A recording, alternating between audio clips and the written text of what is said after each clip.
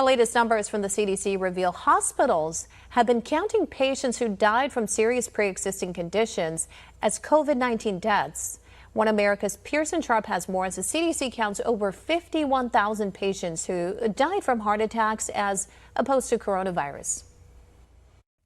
The Centers for Disease Control have updated their death counts for coronavirus and reveal yet again that COVID-19 is rarely the actual cause of death among coronavirus patients. According to the CDC themselves, of the 220,000 deaths attributed to the coronavirus, 87,000 of them died from pneumonia and influenza. Another 17,000 died from chronic respiratory diseases, and 26,000 died from respiratory distress syndrome. 44,000 patients died from hypertensive diseases, 23,000 died from heart disease, and a whopping 28,000 died from cardiac arrest and heart failure. Yet all of these, even patients who died from heart attacks, were marked down as dying from the coronavirus. Doctors who spoke with One American News explained that 131,000 patients who are being considered COVID-19 deaths already had life-ending diseases, including cancer, dementia, and even end-stage renal failure. And according to the CDC again, if you look at place of death, you'll see that some 10,000 patients who died from COVID were on hospice care, meaning they were terminally ill to begin with and were already expected to die. Doctors tell One American News that all of these patients were critically ill and likely died from their pre-existing conditions without any help from the coronavirus. However, they explain that the CARES Act, passed by Congress in March, gives hospitals a 20% bonus on their diagnosis-related group paid for by Medicare. Essentially, that means doctors are being paid to list deaths as coronavirus without any indication the patient's death was actually COVID-related.